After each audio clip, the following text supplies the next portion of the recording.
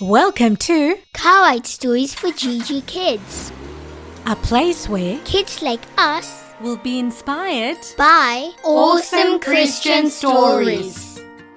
I can see her. Look, there she is. Oh, there is Daisy. Daisy! Puppy, Esther, it's so good to see you. Happy birthday, Daisy! Thank you for inviting us, Daisy. I'm so excited. Here is a gift for you. Put it on your gift table. Oh my goodness, thank you so much. I'm so excited that you guys could come and celebrate my birthday with me at the zoo. Thank you for inviting us.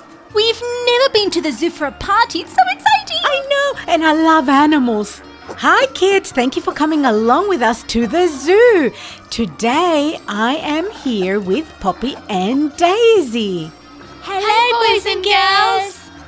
Look at the giraffe over there, guys. His neck is so long. We've got to take a photo. Yes.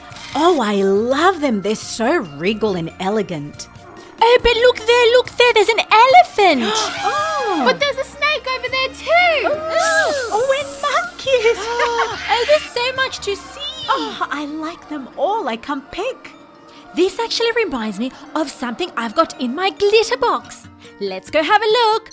In my glitter box today, you have a blank piece of paper. That's right. You have a blank piece of paper because you're going to be an artist and you are going to draw your favorite jungle wild animal.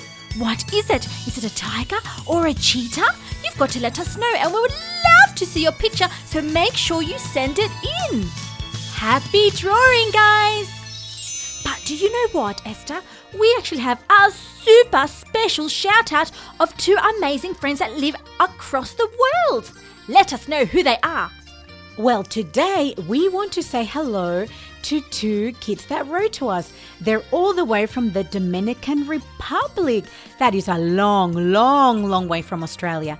We are so excited. They are loving the podcast. So hi, Alfredo. Thank you for listening to the podcast. And hi, Aisha. Thank you for listening. We are so excited to have you on board and coming on an adventures with us. Before we get started, guys, don't forget to put on your party hats. Here's one for you, Esther, and here's one for you too, Poppy. Ooh, I like my hat! And it's got streamers. Oh, yes, so cute. Oh, you know what I was thinking? Can you imagine fitting all these animals on a boat? A boat?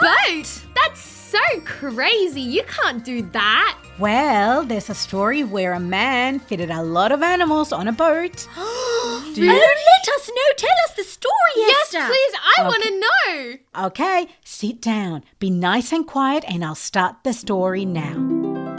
Noah and the Ark, written by Rosie Smith. This is a true story about a relative of yours, your great-great-great-grandfather. A long time ago, when rain never fell and giants roamed the land, there was a man named Noah. He was a good man. In fact, he was the only man at the time who loved God and did what was right, even when no one was looking.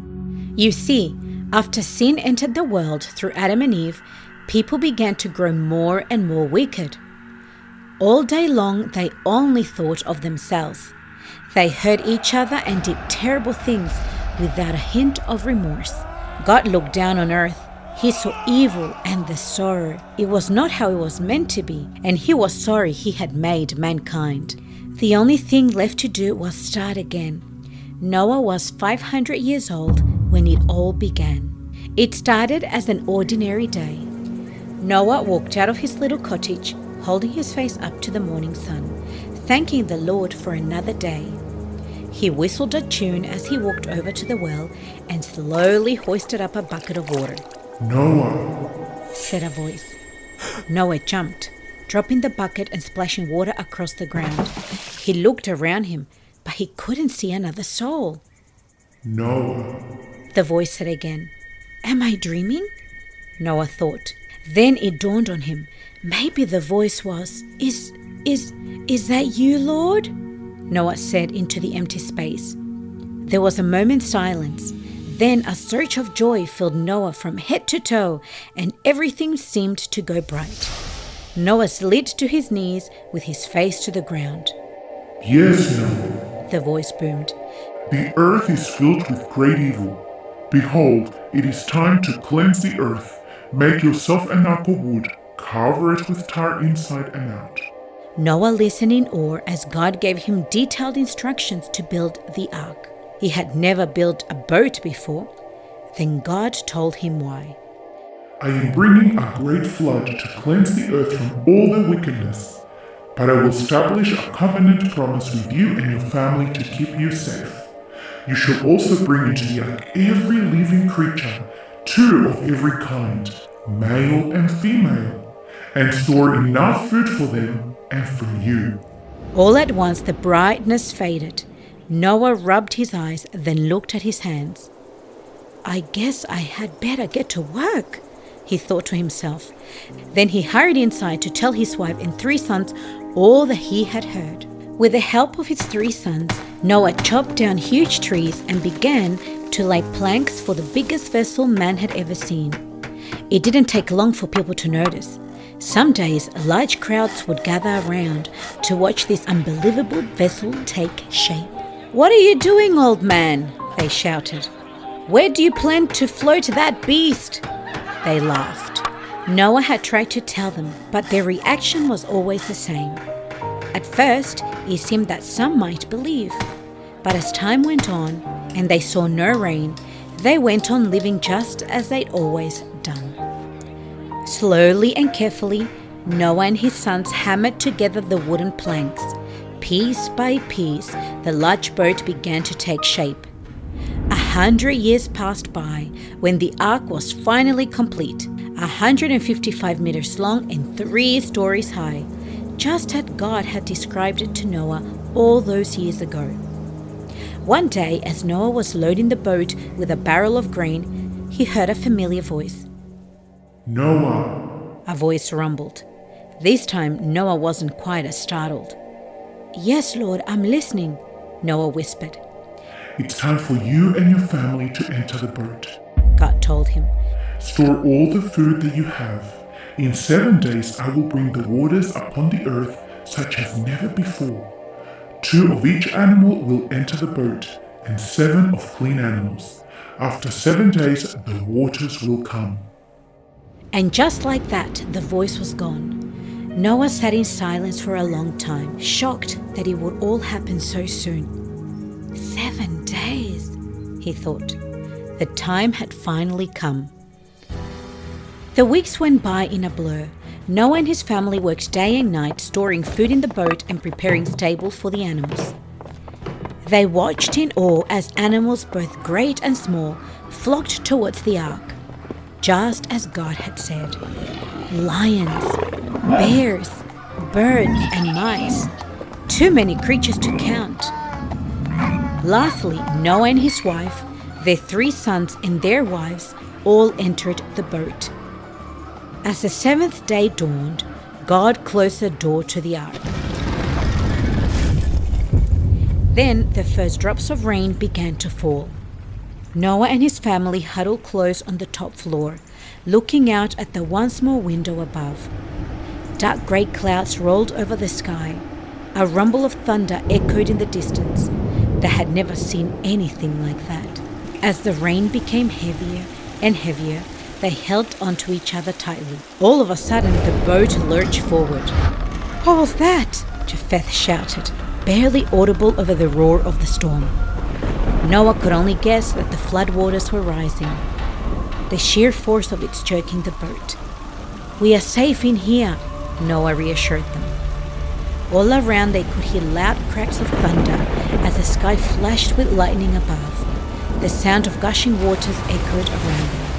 Then the boat began to rise, gently swaying. It was as though angels were guiding its path. For 40 days and 40 nights the rain never ceased.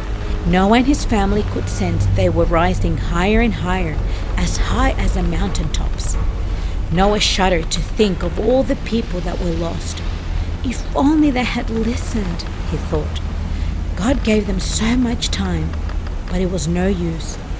When the rain finally stopped, they could hear a great howling wind.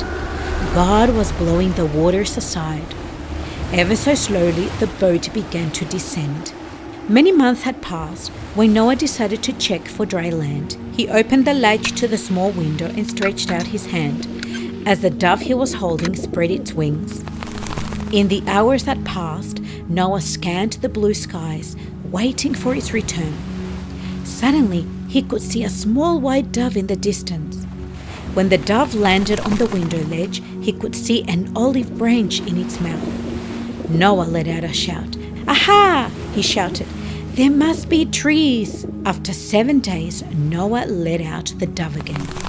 This time he waited the whole day for its return, but it never came back.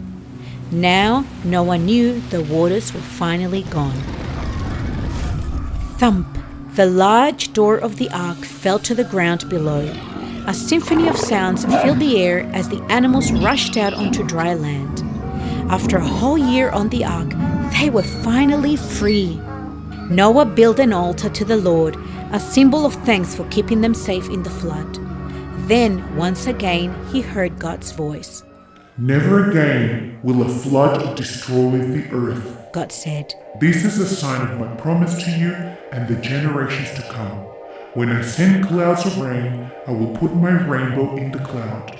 Then you will know that the earth shall never again be destroyed by flood. The next time rain clouds appeared in the sky, there, arching above the earth, were the most brilliant colors Noah and his family had ever seen.